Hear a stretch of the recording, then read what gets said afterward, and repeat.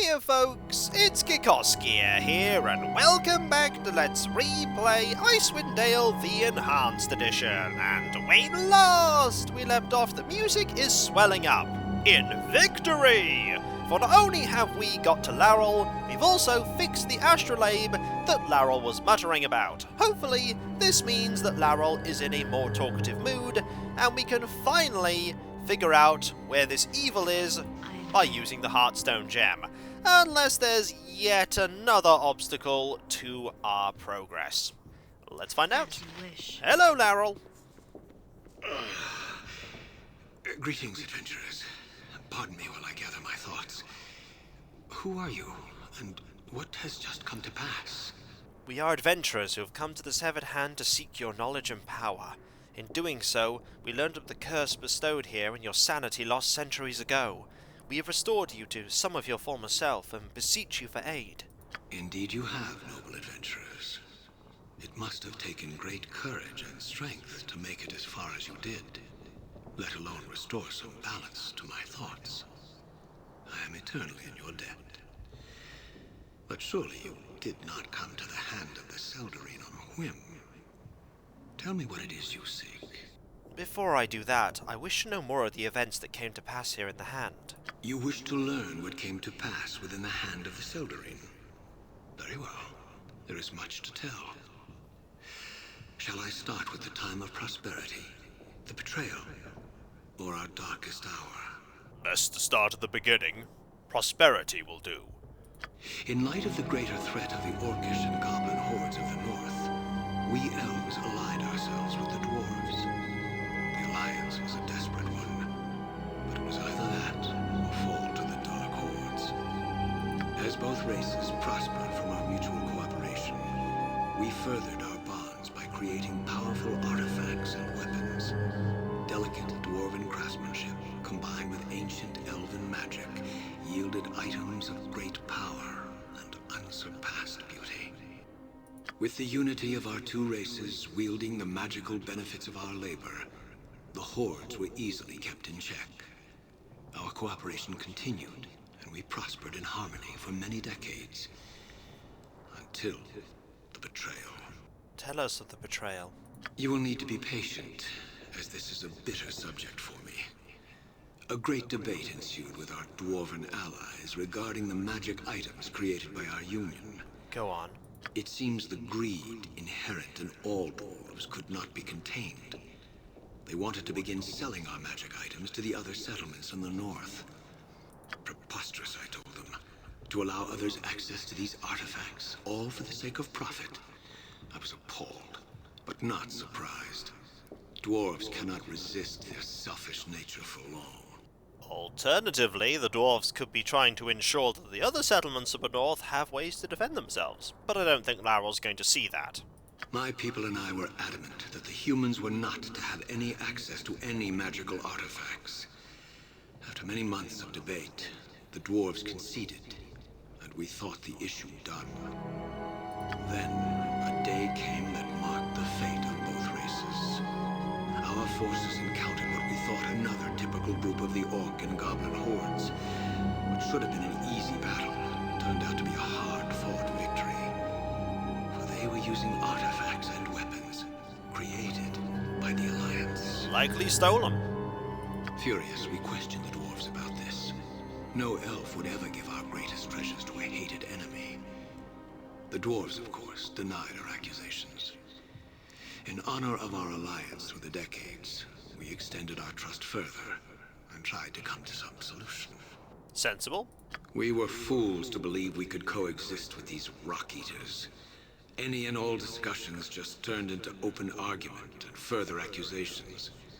Did the dwarves think we'd be stupid enough to assume that the artifacts just magically appeared in the Horde's camps? Could have been stolen. As to be expected, open conflict broke out. The decades of friendship and prosperity ended that day. The Alliance was no more. On that day, the elves of the Hand of the Seldarine were alone against the dwarves and the goblinoid hordes. Or maybe just the goblinoid hordes, as I imagine the dwarves were also wiped out, but we'd like to hear other aspects. You wish to learn what came to pass. Let's hear about the darkness. Very well. In a moment. There is much to tell. Shall I start with the time of prosperity, the betrayal, or our darkest hour? Let's talk about the time of darkness. I'd like to hear that. Centuries ago, the Hand of the Seldarine waged war with the Dark Hordes encroaching on the north. This war waged for decades. Towards the end, we found ourselves in a losing position. The tide of war was against us. Our forces were diminishing slowly but surely after every conflict. We were isolated from the rest of the elves south of us. With no support from our brothers and sisters, and impending doom at our doorstep, I became desperate. Very desperate, clearly. I concocted a plan to protect my people and buy us some time. Ancient elven magic speaks of a spell used in days of old, named the Mythal. This Mythal embodies the land with a living and protective life force, personifying all that is elven. This living force can also be given abilities of a protective nature, powers that would have kept the Dark Hordes away from the Hand of the Seldarine and its surrounding lands. A chance to buy my people time and to marshal reinforcements from our southern brothers and sisters. But I'm getting to that. Patience. Some say believing we had the power to bestow such magic was arrogance. Others would say using the Mythal in such a way was blasphemous. I stand by my decision.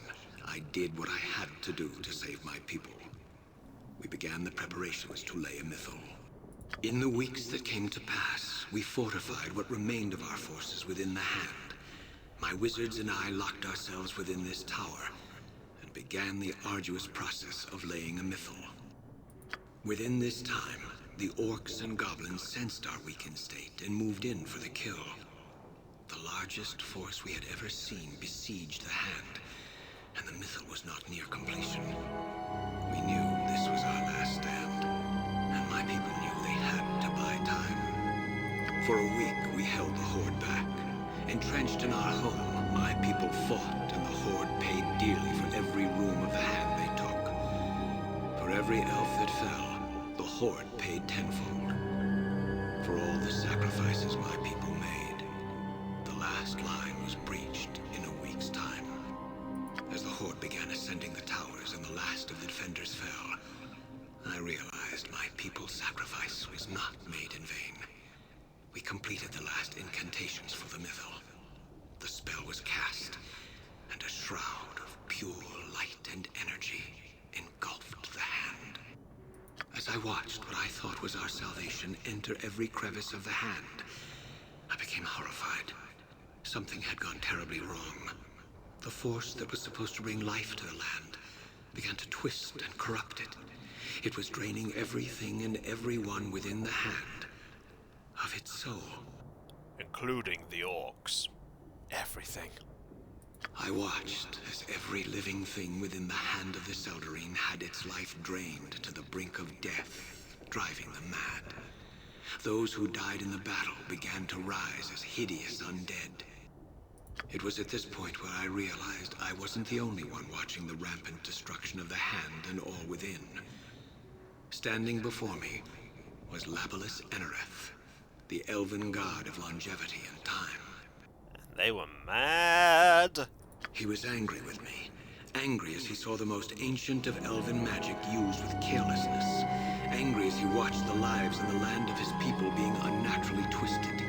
Angry that my pride and arrogance led to the breakdown of the union between the elves and the dwarves. So mad. I was transformed into a Baldur. My punishment was to watch over the runes of the Hand of the Seldarine and its people. Cursed forever, until the astrolabe was restored by putting my people to proper rest. Journal's been updated. I'd like to hear other aspects of what came to be. You wish to learn what came to pass within the Hand of the Seldarine? Very well. There is much to tell. Shall I start with the time of prosperity, the betrayal, or our darkest hour? If the astrolabe is restored, why do you still remain? As simple as that question is, I do not have an answer. Perhaps there are other elves here that need my help to return to Arvindor.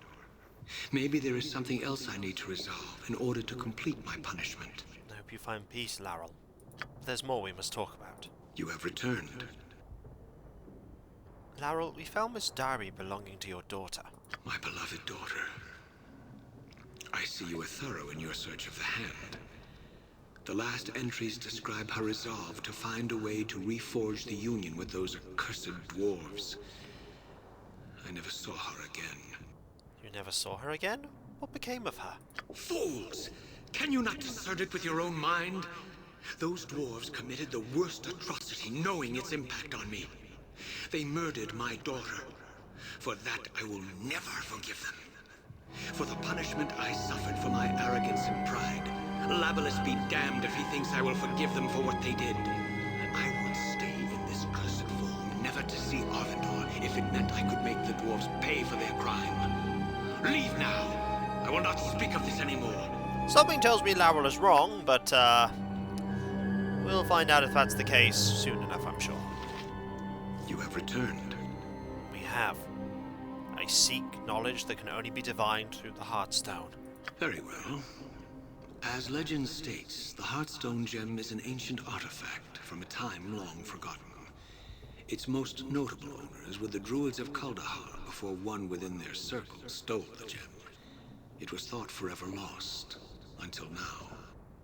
The Heartstone Gem contains powerful scrying abilities that can divine the affairs of people throughout the realms. There are only a few within the land who know how to release its powers. I am one of them. With that said, what is it you seek to learn from the Heartstone Gem? We seek to learn the source of evil that troubles the North. Then you will have what you seek. Hand me the Heartstone Gem. Here you are. Freed from the shackles of his tormented mind, the cursed elven lord was at last able to assist the heroes in their quest. Handing over the Heartstone Gem, the party stood back and watched Larrel begin his divination. With the artifact raised before him, clutched tightly in his skeletal hands, the undead sorcerer peered intently into the gem as he whispered a series of strange chants and incantations. A spark of light briefly flashed within the gem, as if a ray of sunlight had caught upon its surface. And suddenly, reflected within the mirrored facets of the stone, there appeared an image of a statue. The statue was clearly a monument of sorts, depicting an elf and a dwarf sitting side by side on a dual throne.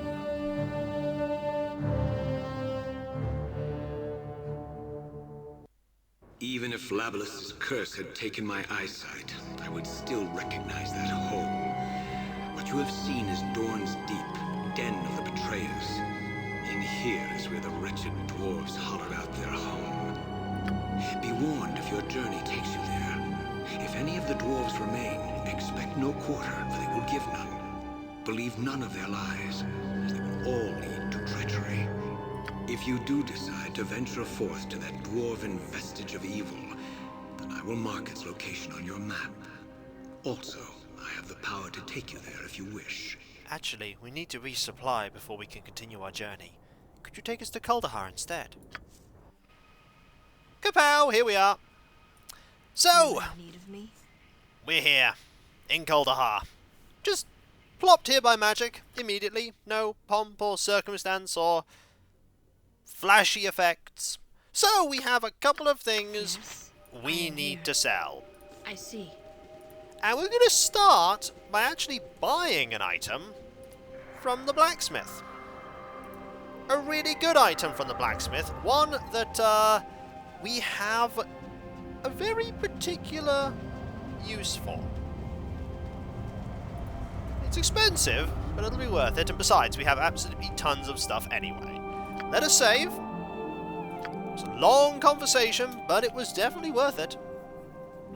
And we shall buy from you. There is a sword I would like. Where is it? There it... Oh, it's so expensive. The Sword of Myrloc Vale. It is believed that fey creatures helped create this beautiful sword. And legends say that it was forged in the cool depths of Myrloc, a large lake at the centre of Gwyneth in the Moonshays. The weapon has an unearthly look to it and is believed to be quite old. The only individual known to have carried the weapon was a half-elven bard named Dane Winterbrush. It is said by some that after he found the sword, quite by accident, he was blessed with exceptional creativity and powerful sensitivity to the world around him. He travelled for 40 years and is known for some of the most unique, haunting melodies in Faerun. It is believed that Dane eventually became too melancholy at the sights of misery and oppression that he encountered in his travels, and that the face amidst the Moonshade Isles welcomed him into the breast of Myrloc. So, it is a +3 sword with lore +20, and we want it. We're going to buy it. Yeah, there's a lot of other items we could get, like the Sword of the Bale, or Blade of the Bale, and Troll Slayer, which is a another sword, and Pikeman's End, which is a two-handed sword +3, and there's the Love of Black Bess, which is a mace. There's a lot of expensive stuff, but you know what? We're going to pick this blade, because there's a plot-esque reason for getting it. It's expensive, but it'll be worth it. Also, it's a good weapon for you to have. It's a really good weapon for you to have. A lot better than that one. So, now that we have this, I am here. we're going to pop outside. Certainly. And we are going to use this here. I'm going to use this item. Yes.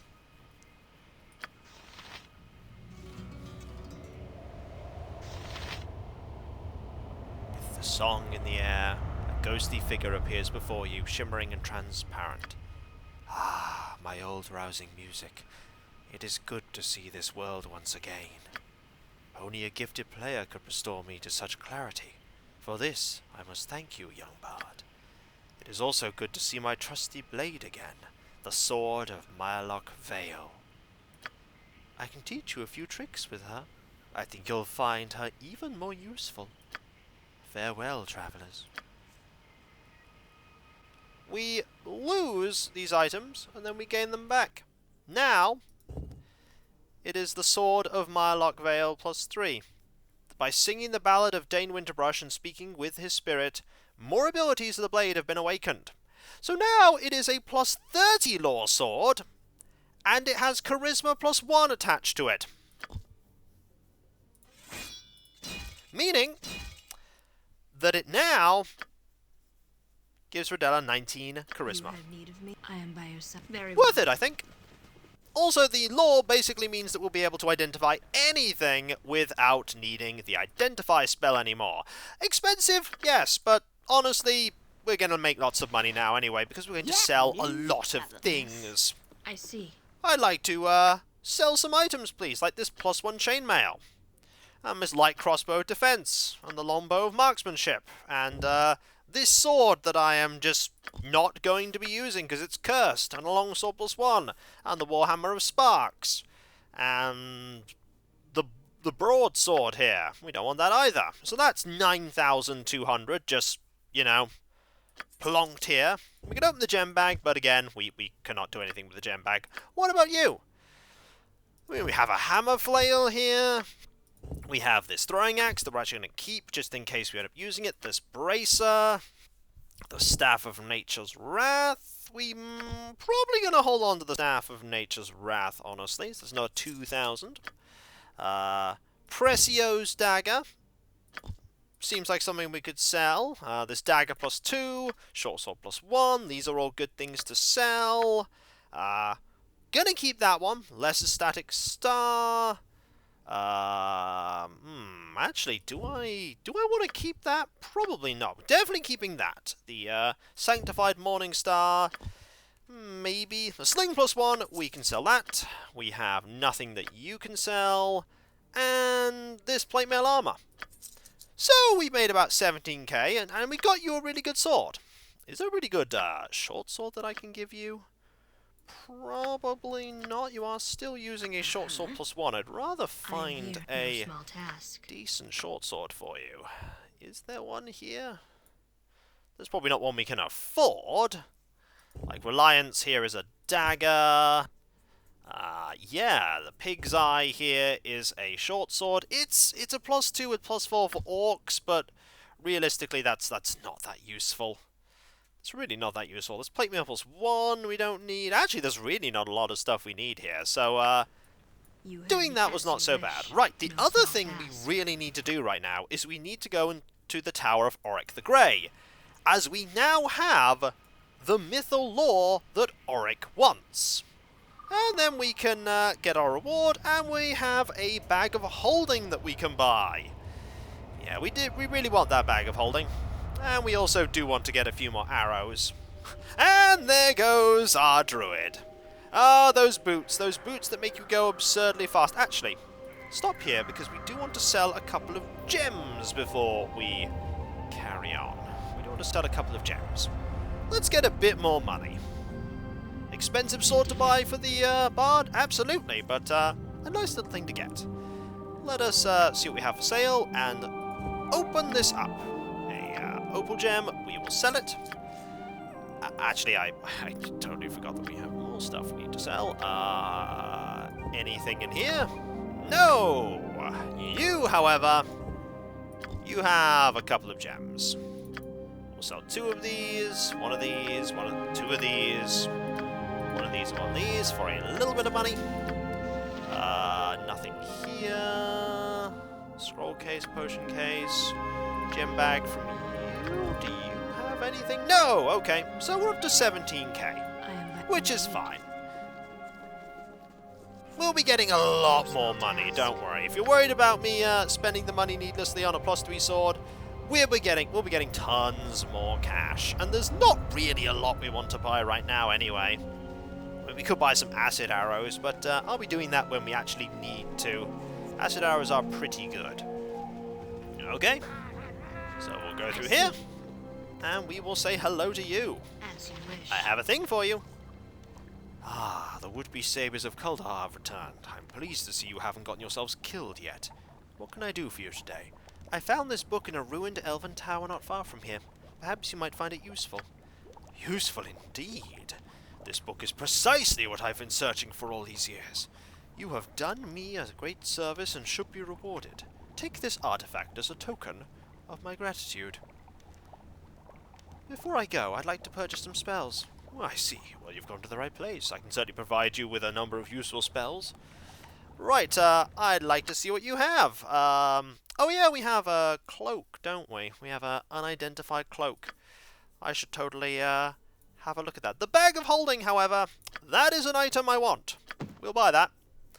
There's the Girdle of Gond, the Clasp of Bronze Cloak, which just gives you resistances. The Girdle of Gond gives you more skill. The Scarab of Goodwill, Friends once per day, Charisma +5. Yep, that's interesting, but we don't want it. There's loads of spells here. And Rogue's Cowl and things we can't afford. The Shimmering Sash is just really good. Armor class +3. We want to get that at some point. Also, what is the cloak? You could definitely identify that. Mithran's cloak. This elven cloak, woven from silk and wool, was worn by a powerful wizard from Mithnanta named Mithran Lightpetal. Mithran was well known for his love of travel and his acceptance of the Kikoskia, or Not People, the non-elven people of the world. The cloak was actually the cause of his doom, for it was woven and enchanted by his dark elf lover, Rorva Rin. The style of the black and midnight blue cloak was so obviously non-elven that his associates became suspicious. Eventually, an acquaintance of Mithran, an elven drow hunter named Gadel, discovered Rorva's secluded hiding spot in the forest surrounding Mithnanta. With a small band of warriors, Gadel stormed her hut and quickly killed her. When Mithran discovered what had happened, he went berserk with fury. The mad mage assaulted the hunting lodge of Gadel and his brothers, killing them all and levelling the lodge. Gadel's family eventually attempted to take vengeance for the act, killing Mithran at the loss of most of their house. Mithran's cloak was recovered by his close friend, the dwarven warrior Hale Bronzelake. Had it not been, it would have been swallowed up under the waves with Mithnanta when that proud city was drowned in the sea of fallen stars several years later. Abilities. Oh, that's a really good thing. Armor class +3, saving throws +2. Yeah, that's a cloak. That's a good item. Gonna say that's pretty good. Yeah, can you use that? No, because you're wearing a thing. If I hadn't sold that plate mail, you could have worn that plate mail, and oh, then again, you can't use the cloak anyway, because, Wizard Slayer can't use it. And so, when we come back, folks, we have a cloak that we could give that to you and make that +2 and give you -3 armor class. Ooh, that would be pretty nice. I have to find somebody who can, wear this. It's probably just going to be you. And so, when we come back, folks, fantastic cloak, and we have a bag of holding at long, long last. We do want to get that, shimmering sash so that we can have a blur effect. More armor class. And we also want to go to Dawn's Deep, which is where the dwarfs are.